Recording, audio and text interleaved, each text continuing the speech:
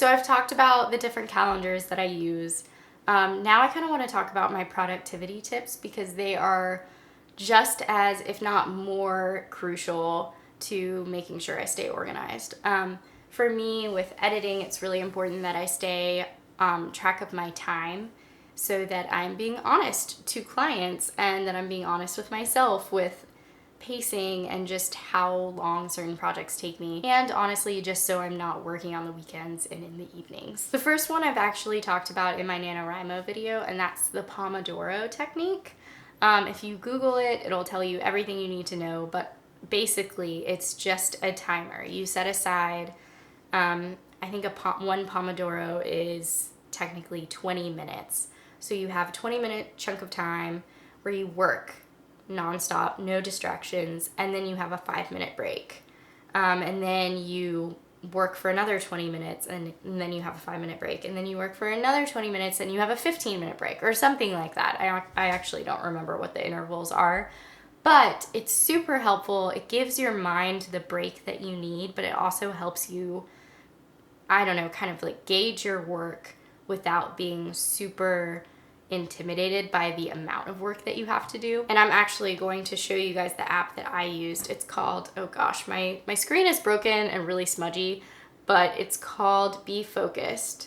And it's free if you look it up. But you can just press this timer and it's basically just a timer. It's very simple.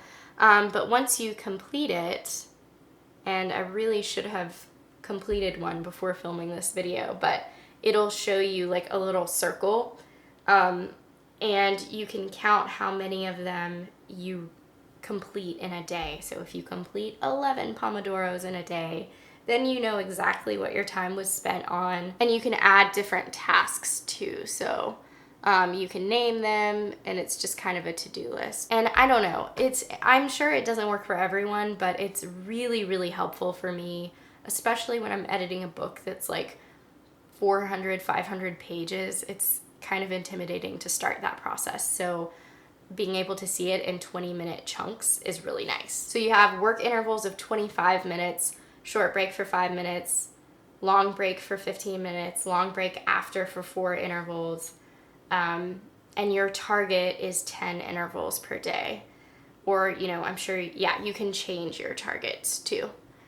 So you can decide how much work you want to do, how you want to do it. It's just really cool. You should poke around on this app. Again, it's called BeFocused. Honestly, I use timers for everything, not just my professional life. I like to use a timer when I need to clean the house, like deep clean, and you know it's gonna take like all day for laundry and cleaning the kitchen and all of that. Sometimes I'll put a show on. I don't know if this is actually productive. It helps me, but I'll put a show on and I'll watch for like 15 minutes and then I'll pause it and go set the timer for 20 minutes, and I'll go and clean with no interruptions because I want to go watch that show. So I'm like working fast to kind of get everything done. I don't know, maybe this is just the way my brain works, but it might help you too. I also like to set timers with other things I don't really want to do, or it's just really dry. Like right now, I'm reading through the Chicago Manual of Style pretty much page by page for this class that I'm in. And it's just super dense, and it takes me a while.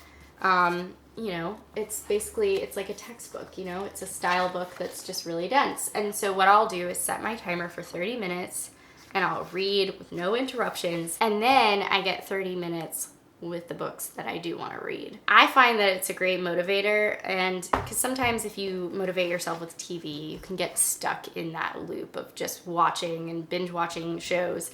But reading a book feels more productive of a break. I don't know. Sometimes I struggle to even read because I feel like I should be reading something else. So I shouldn't pick up the books that I want to read for fun. So I'll go and watch a show instead. But giving myself 30 minutes of a break to read something I actually want to read in the moment, I don't know. I find that it works. The other productivity tip I want to mention is ambient noise. If you're like me, and you're working on something that requires your full concentration, it's probably difficult to listen to music, at least music with words. So what I do is I listen to rainymood.com.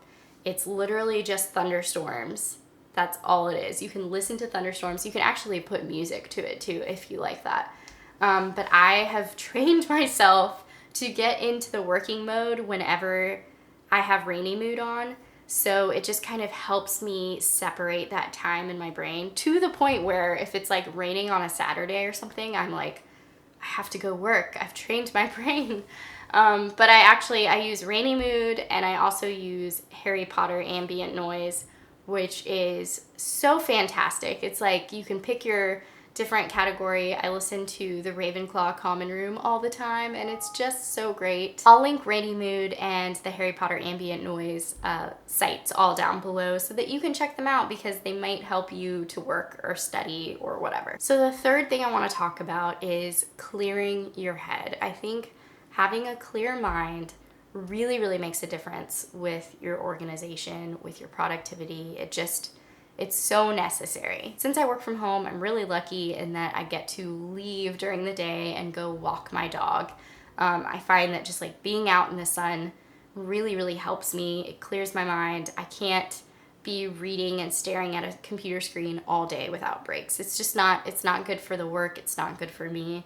So one thing I love to do is walk my dog. But if you don't have that luxury during the day, definitely walk in the evenings. I think walking in the evenings or early morning can be just as fruitful. If you have an office job, maybe there's a place you can walk during the day. Maybe just getting outside of your building, even if it's in a parking lot. My husband walks around the parking lot sometimes at his office just to kind of give his mind a break. And I think that's really, really smart. The next tip I have is to get some headspace.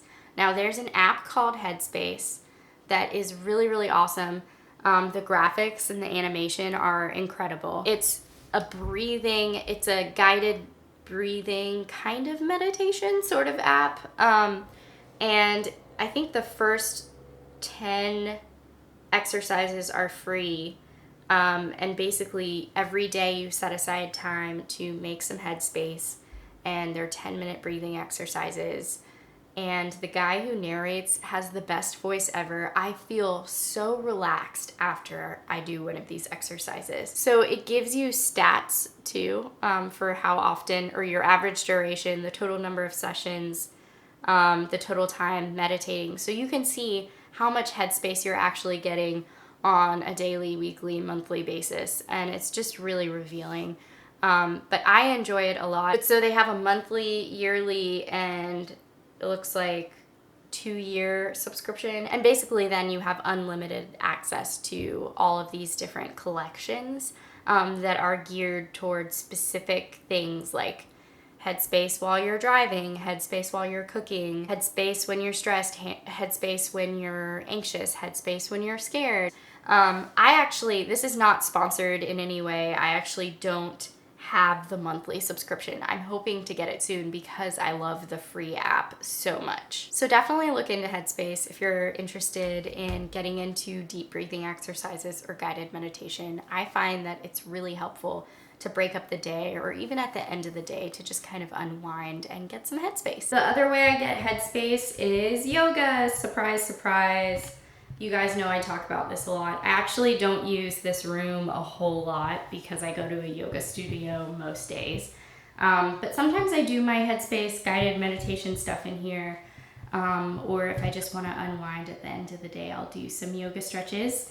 As you can see, this room has been taken over by my husband, who's building a mountain bike right now because he's super cool. Okay, last but not least, because I'm sure this video is so long by now, my last organizational / productivity tip is actually an alarm clock. It's called the Wake Up Light, and it's incredible. I turned it on so that you guys can see what it looks like, which you can't. It's kind of looking weird on camera. But basically, you set your alarm and you can wake up to this amazing sound of like birds chirping and Zen music. It's really great. Or you can have like the radio or a normal alarm clock. But Aaron and I wake up to this thing every day, and it's so great because it illuminates the entire room. It kind of brightens slowly, like the sunrise. So it feels so much easier to get out of bed in the winter when you're freezing and it's so dark outside for so long. I highly, highly recommend it. I'll leave the link down below where we got it. I think you can get them. I think there are like a bunch of different brands, and this one was pretty pricey. I think it was like $100, which I know sounds insane for an alarm clock, but trust me, it is so worth it if you're able to get it. I seriously highly recommend it. Or if you can get one of the other cheaper ones, they're so great. And when you use an alarm, you don't have to worry about having your phone as an alarm, so you can kind of go ahead and get rid of your phone in the bedroom at night, which has also been really helpful with productivity as in terms of like having more time to read before bed or just not mindlessly scrolling through social media. All right, so that is how I stay organized. Hopefully some of my tips are helpful for you, and hopefully it's not completely obvious. Leave a comment down below and let me know if any of this information was helpful for you, or if you have some other organizational tips. I'd love to hear them, and I will talk to you soon. Bye.